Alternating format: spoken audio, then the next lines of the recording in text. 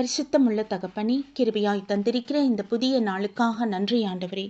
இந்த மாதத்தின் 10வது நாளுக்காக தேவனுக்கு நன்றி செலுத்துகிறோம்.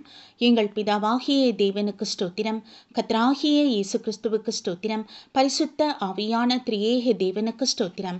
இந்த நாளிலும் கூட நம்பிக்கை என்கிற தலைப்பின் கீழ் வருகிற வாக்குத்தத்தங்களை விசுவாச அறிக்கையிட்டு ஜெபிப்போம். ஏசாயா 57:13. என்னை நம்புகிறவனோ தேசத்தை சுதந்தரித்து என் பரிசுத்த பர்வதத்திலே காணியாட்சிக்காரனாயிருப்பான். எரேமியா 17:7. கர்த்தர் மேல் நம்பிக்கை வைத்து கர்த்தரை தன் நம்பிக்கையாக கொண்டிருக்கிற மனுஷன் பாக்கியவான்.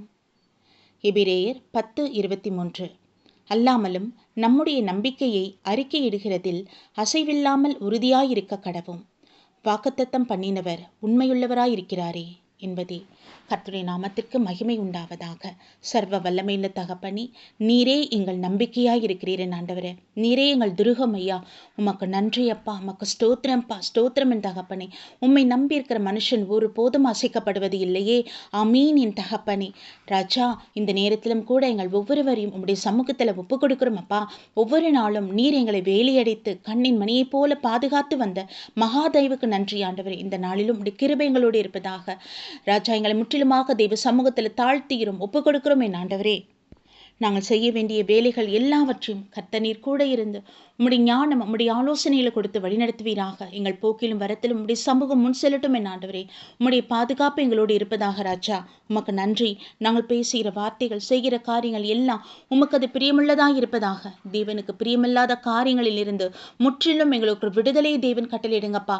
தகப்பனே, உமக்கு நன்றி ஆண்டவரே. நன்றி தகப்பனே. இந்த தேசத்தை நீர் ஆசீர்வதித்து பாதுகாத்து கொள்ளுங்க ஆண்டவரே. தேவையில்லாத வெள்ளப்பெருக்கோ நிலையதிர்வோ எதுவும் இராதபடிக்கு கர்த்தர் பாதுகாப்பீராக. எல்லா வன்முறை செயல்பாடுகளில் இருந்து முற்றிலும் எங்கள் தேசத்தின் ஜனங்களுக்கு ஒரு விடுதலை உண்டாகட்டும் என் ஆவியானவரே. சமாதானமாய் ஜீவன பண்ணத்தக்கதான கிருபை தருவீராக அப்பா. பாதிக்கப்பட்ட பிள்ளைகளை நீர் ஆறுதல் படுத்தி தைரியப்படுத்தி தகப்பனை தேற்றுவீராக அப்பா. ஆவியானவரே, மனம் இறங்கி அருளும் என் ராஜா. அப்படி சமூகத்தில் நாங்கள் ஒப்புக் கொடுக்கிறோம். உலக நாடுகளில் உடைய சமாதானம் உண்டாக வேண்டும் என் தகப்பனை.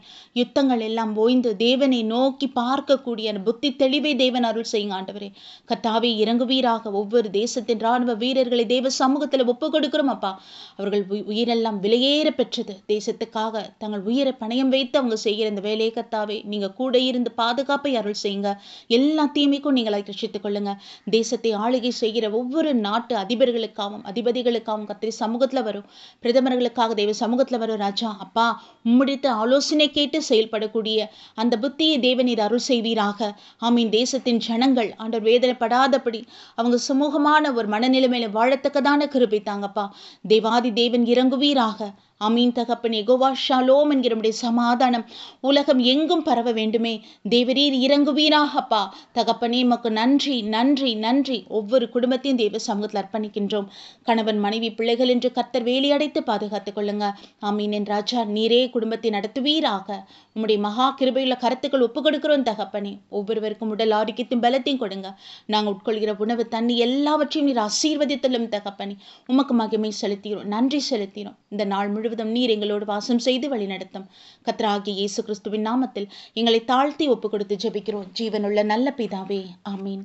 நம் பிதாவாகிய தேவனுக்கும் நம் கர்த்தராகிய இயேசு கிறிஸ்துவுக்கும் பரிசுத்த ஆவியான திரியேக தேவனுக்கு ஸ்தோத்திரமும் துதியும் கனமும் மகிமையும் வல்லமையும் ஞானமும் பலமும் சதா காலங்களிலும் உண்டாயிருப்பதாக.